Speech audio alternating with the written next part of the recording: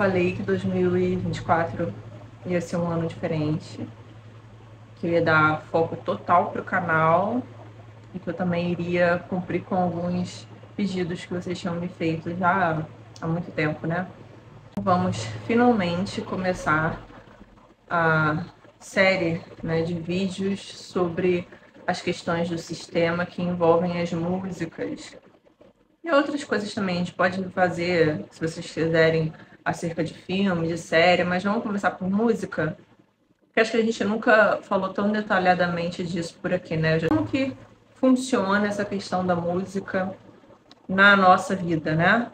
Eu já tenho um vídeo aqui no canal sobre a influência da música, o que ela pode causar, né, na sociedade, nas pessoas, no nosso emocional e tudo mais. Depois você dá uma olhada nesse vídeo. Mas quando a gente traz para esse âmbito aqui, que envolve o sistema diretamente, principalmente com esses grandes nomes da música, né, os nomes internacionais, que são peças importantíssimas para a manutenção do sistema, dos interesses do sistema na sociedade, porque são essas pessoas que são como se fossem os vetores, né? Eles transmitem a mensagem, a informação e tudo mais o que ela carrega do ponto de vista espiritual para a vida das pessoas, entende? Então, não só para o público, né, mas para os seres que eles cultuam. E aqui, nesse vídeo especificamente, a gente vai começar justamente pelo começo, né? Existem outras criaturas, outras divindades que são adoradas nesse contexto musical, gente, mas a gente vai começar justamente... Eu só vou falar o nome uma vez porque o YouTube... Vocês sabem, né, que o YouTube é um problema, o YouTube, ele realmente tá um saco. Ao longo do vídeo vocês já vão saber de quem que eu tô falando, né? Então, neste vídeo aqui, aqui a gente vai começar por um dos maiores, se não o maior nome da música atual, né? Que é a Beyoncé. Vamos começar destrinchando essa joia, né, da música. Ó, já no início desse vídeo, você vai reparar uma coisa. Primeiro, o vídeo ele todo se passa num cenário, tem uma certa névoa, ele tem uma coisa que dá uma leve embaçada e ele remete, de certa forma, a um contexto um tanto espiritual, ou de repente sobrenatural, ou alguma coisa que fale sobre sonho também, né? Sobre uma coisa que não está dentro da nossa dimensão, tá? Isso fica muito claro no cenário de Halo, certo? Agora você vai prestar atenção em um outro ponto. Existe um rapaz, um moço que está atrás da Beyoncé e ele vai passar boa parte desse clipe, se não ele quase todo, atrás dela. Ele vai ficar em dois posicionamentos bem específicos. Atrás mesmo, ou ele vai ficar observando enquanto ela produz a arte dela, né? Enquanto ela dança, enquanto ela está fazendo o treinamento dela lá, ele está só observando. Então, já vou começar aqui te explicando o que isso significa, bem claramente. Do ponto de vista espiritual, se a gente voltar esse clipe para os olhares de uma pessoa que está no contexto do sistema, esse homem, ele representa literalmente o próprio diabo. Sim. Sim, eu vou te explicar e você vai entender cada pormenor desse clipe pelo seguinte. Por que ele está sempre atrás? O contexto do diabo estar atrás da pessoa não é que ele esteja só assombrando a pessoa ou só vigiando o que a pessoa está fazendo, não é isso. Estar atrás no sentido de inspirar. Você já ouviu essa frase, né, de que existe um anjo e um diabo bem no seu ombro? Se você observar essa cena aqui, você vai ver que ele fica justamente muito atrás dela, mas no sentido de estar sempre próximo ao ouvido e entre o ombro. Como se fosse abraçando, como se fosse, de certa forma, passando um conforto para ela. Repara bem isso. Em outros pontos do vídeo, você vai ver que ele só observa. Quando você lida com o diabo, eu vou tentar não falar o nome, eu vou tirar o nome por causa do YouTube, tá? Quando você lida com essa criatura, você recebe muito insight. Aliás, é muito nisso que consiste, né, você ter o pacto de fato. Então, nos momentos que ele vai para te auxiliar, ele literalmente observa o que você está fazendo, porque existe uma certa curadoria, existe uma certa necessidade do que você está fazendo passar pela aprovação dele. Então, por isso que você vai ver ao longo do clipe muitas cenas em que ele está só observando o que ela está fazendo. Ela está ali na arte, né, na dança dela e tudo mais, está criando, e ele está observando. Repara só. Então, nessa parte da música ela fala sobre... ela pergunta, né, se você se lembra das barreiras que eu construí, dos muros que eu construí, e ela fala sobre como que esses muros eles caíram, né, como que eles desmoronaram e eles nem ao menos fizeram barulho. Vamos lá, eu sei que muita gente aqui faltou aula de literatura, por isso que eu falo, porque a gente não pode deixar de ler literatura, porque a literatura é esse entendimento, né, da gente ver a linguagem figurada e entender o que ela quer dizer.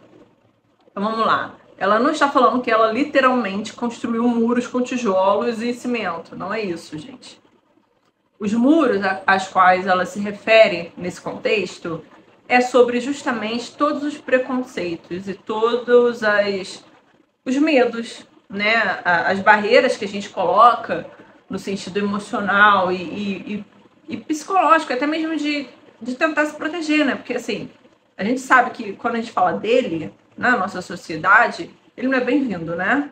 A gente está numa sociedade aqui ocidental que a gente a sociedade é cristã. Então a gente é ensinado desde cedo a acreditar que ele não é bom, né? Ele é simples, não é bom, enfim. Então a gente constrói de fato todas essas barreiras contra ele. No caso dela, que está inserida aí no sistema, deve ter sido bem complicado até você fazer as coisas necessárias para chegar perto dele nesse contexto aí do sistema. Deve ser bem pior, né, do que para a gente que está aqui fora. Então, esses muros aos quais ela se refere na música falam sobre esses preconceitos, né? Sobre esse medo que a gente tem dele. A gente entra nesse ponto que eu expliquei para vocês. Você vai ver que ela tá aí de frente a vários espelhos, já iniciando a dança dela, né? E ele tá de cima, observando. E ela diz que achou um jeito de deixar ele entrar. Mas a seguir ela vai falar que ela, de fato, ela nunca teve realmente dúvida. Porque o que acontece? Em algum momento, depois que você passa dessa função de medo, de desespero, né? De pavor, para ser mais precisa sobre ele, quando você começa a ter de fato um contato com ele, com toda a luz e toda a questão dele, como é o que está acontecendo nesse clipe, né? Que ela já está começando a fazer a arte dela ali, ele já está por trás dela, já está observando. Aí ela fala, né? Eu arrumei um jeito de deixar você entrar, mas eu nunca tive realmente dúvida. Depois que você passa esse processo, você já começa a entender com tanta clareza que realmente você não fica com dúvida. Você sabe que tem uma série de coisas para cumprir, mas você não titubeia, você não balança sobre isso, sabe? Você tem uma certeza já de que é ele que você quer na sua vida. Aí aqui ela fala, né, da hora em que ela esteve, em que você se depara, né, em que ela esteve de frente diretamente com a luz dele, né? Nesse contexto aqui, acho que cabe uma palavra que eu me esqueci. Que é aquela luz que os anjos têm em cima da cabecinha dele. Gente, me ajuda. Fudeu, esqueci, não vai adiantar eu tentar lembrar dessa porra agora. Vou colocar aqui no contexto de luz, para poder facilitar, até porque eu esqueci a palavra, então já era. Mas, então, ela realmente fala que no momento em que ela esteve de frente para essa luz, ela entendeu que ela tinha um anjo dela agora. Vocês sabem que ele era um anjo, né? Todo mundo sabe. Ok. Essa parte da música é muito interessante, que ela fala que é como se ela tivesse acabado de acordar, como se ela tivesse despertado, né? Porque quando você entende todos os contextos do sistema, mas também de ter uma ligação, de ter um pacto com ele, de ter um contato com ele, É como se você se virasse uma chave na sua cabeça e você passasse a entender como que muita coisa no mundo funciona de fato. Sem essa cortina cristã, sem todos esses dogmas que a gente aprende ao longo da nossa vida, mesmo quem não está servindo a igreja, né? A gente vive na sociedade cristã, então tem muita coisa que é passada para a gente de forma distorcida. E quando você está inserido nesse contexto, você fica sabendo de coisas que a grande massa não tem acesso. Então, essa questão dela ter acordado é que ela entendeu muita coisa dela mesma, né? Da onde ela veio, de quem ela é. Ela entendeu muita coisa de como o mundo funciona, da influência dele dentro do mundo. Então, é realmente como se um mundo novo abrisse na sua frente, né? E você fica realmente muito maravilhado, muito surpreso, né? É como se você realmente iniciasse uma nova vida. Como não, né? Você inicia, mas é como se literalmente isso estivesse acontecendo. Você acordou num mundo novo. Então, outra coisa que ela fala, você todas as regras que ele fez, que ela fez ele quebrar, né? E dos riscos que isso envolve. Então, do que se trata isso? Quais são as regras? Socialmente falando, as regras significam que, vamos supor, existe uma fila ali para receber um prato de comida, tá? Vamos supor. Quem vai receber primeiro é quem chegar primeiro, né? Quem chegar primeiro vai ser a pessoa que ela prestou atenção no horário, que ela se preparou para correr melhor, ela conseguiu ter uma disciplina para ir ali na hora devida, enfim. Essa pessoa que vai fazer tudo corretamente, ela vai ser merecedora, por isso que ela vai chegar na frente, certo? Porque ela fez um monte de coisa e na vida tudo é assim, né, gente? A gente faz um monte de coisa para chegar ali no lugar que a gente gostaria de ocupar, certo? Isso é o certo, né? Agora, quando a gente fala de regras que ele vai quebrar para auxiliar a pessoa que ele está protegendo, a pessoa que está pactuada com ele, a pessoa que está num fechamento com ele, é o quê? Simplesmente você vai furar essa fila. Imagina, você vai entrar na frente de todo mundo para comer primeiro. Tudo isso para o contexto dela, da música em si, a gente está falando de uma pessoa que pode ser que ela não tenha feito tanto esforço assim como outras pessoas fizeram. Pode ser que ela não seja tão boa assim quanto alguma outra pessoa que era melhor que ela. E o que significa quebrar regras nesse sentido? Significa que as pessoas, ou seja, as concorrentes dela, as inimigas dela, né, as pessoas que estão ali lutando para ter o que ela gostaria de ter, essas pessoas ou vão ser eliminadas, ou vão ser colocadas para o fim da fila, ou essas pessoas vão ser esquecidas, para que ela possa passar na frente dessas pessoas, entendeu? Então, se existe uma concorrente aqui, que de certa forma pode ser que essa concorrente tenha uma voz melhor que a dela, tenha uma presença de palco melhor que a dela, ou um carisma melhor que o dela, essa pessoa vai ser eliminada, essa pessoa vai ser trocada, ou enfim, essa pessoa vai sumir, né? E quem ganha, né? A regra quebrada é essa: quem ganha é quem tá ao lado dele, é quem conseguiu de fato essa conexão com ele, no caso dela, né? Então, esses trechos sobre as regras que são quebradas e todos os riscos, né, que eles tiveram que correr, fala desse contexto. Não, essa parte aí é uma declaração de amor, né? Uma declaração de sentimento, de confiança. É uma coisa muito carinhosa, né? Uma coisa muito de amor mesmo. Que é quando você realmente percebe que você não tem, sabe? Você não tem como ficar longe. Você realmente não tem mais como se separar dele. Não, você chegou num contexto, né, do pacto e da sua ligação com ele, que você não tem mais como separar a sua vida dele.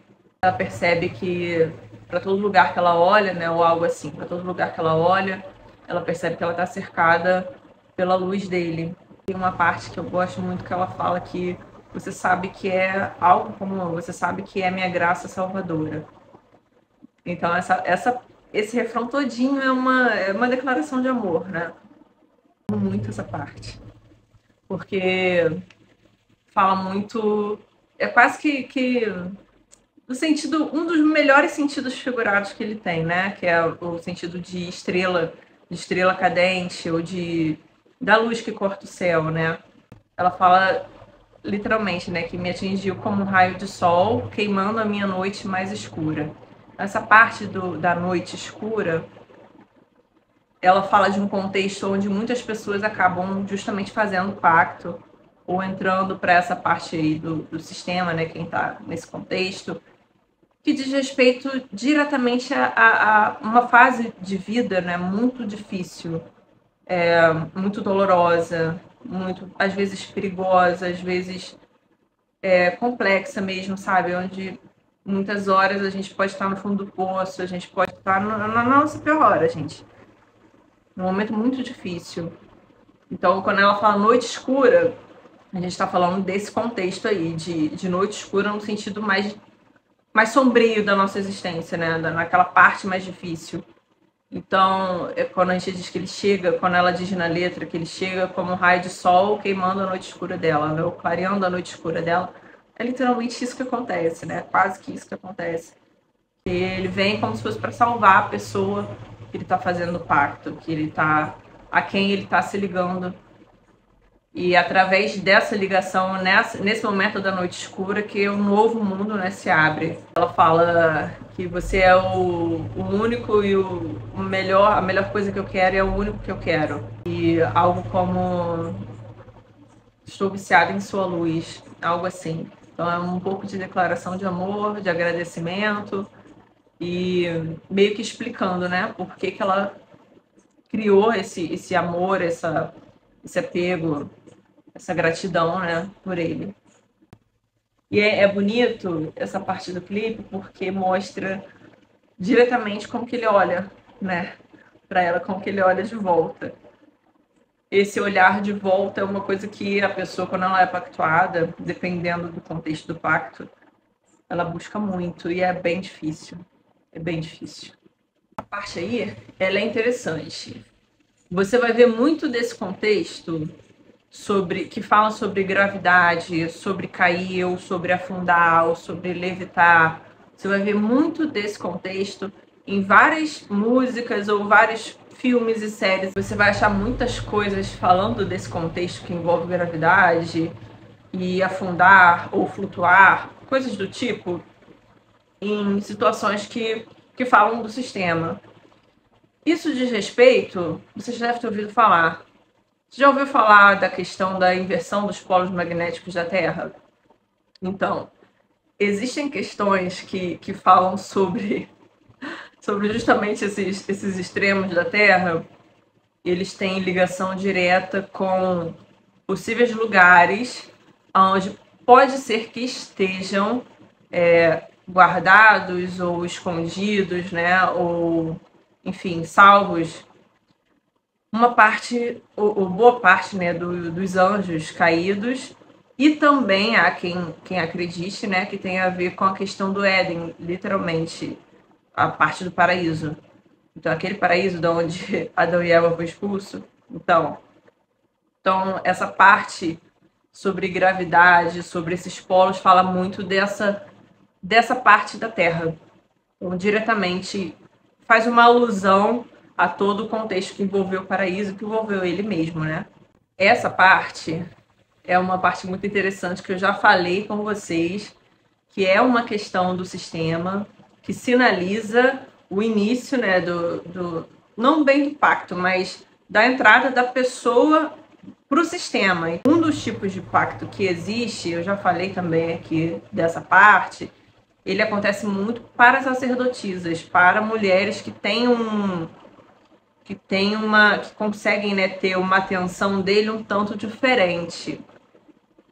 De fato, pode ser, não posso afirmar que seja isso, mas tudo indica que sim, o caso dela, no sentido de ter uma conjunção, entre aspas, né, quase que carnal de fato com ela, sim. A pessoa em questão aparece afundando justamente porque se trata de um tipo de batismo, né, como se a pessoa morresse e renascesse para o sistema de uma forma diferente. Você vai ver que vários clipes, várias músicas que mostram essa questão da pessoa se afundar ou se afogar ou enfiar a cabeça que seja só dentro da água, ela retorna de uma maneira diferente, ela já não é mais a pessoa anterior. Ao longo dessa série, a gente vai ver muitos outros clipes, né? E vocês vão ver que isso não é uma regra, isso é realmente uma regra. Elas realmente, literalmente no clipe, elas afundam ou se afogam e morrem, né?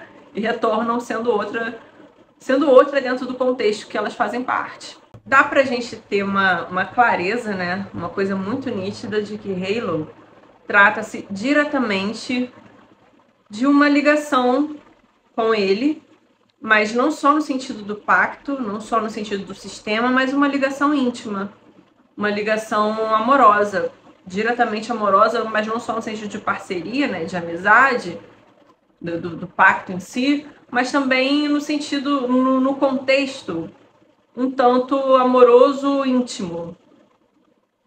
Como eu já falei, e a gente sabe dessa história desde a Idade Média, né, que é fato, eu já falei disso aqui, que algumas mulheres conseguem a atenção deles, né? Não só dele, mas de outros também.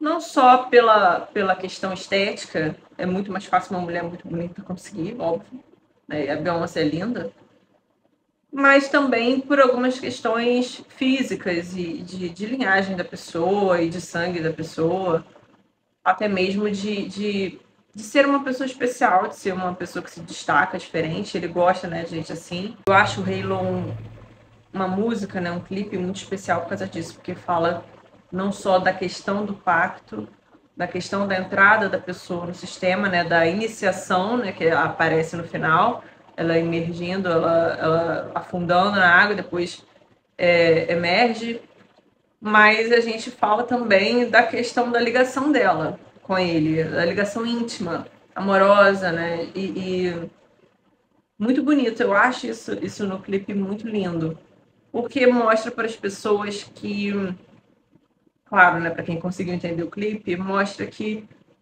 não é bem as coisas como a sociedade acha que é, como a igreja prega que é. Então existe um outro lado, né? Eu acho isso muito bonito, de fato. Eu não sei se vocês já viram, mas a Halo, ela tem uma primeira parte, ou uma outra parte, que mostra... Eu não sei por que ela tirou isso da música, eu achei até muito acertado ela ter tirado, mas é como se nessa outra parte, esse rapaz fosse um noivo, um namorado dela, e eles fossem bandidos ou fizessem alguma coisa errada, alguma coisa ruim, e no fim das contas ele morre, né? Então a música Halo entraria como se fosse algo depois dessa cena. Então é como se ele tivesse morrido de verdade e tivesse se tornado um tipo de anjo que protege ela. Entende? É uma das versões de Halo. Você vai encontrar essa segunda parte aí no YouTube. É só você procurar que você acha. Mas vocês sabem, né, que as coisas que envolvem o sistema,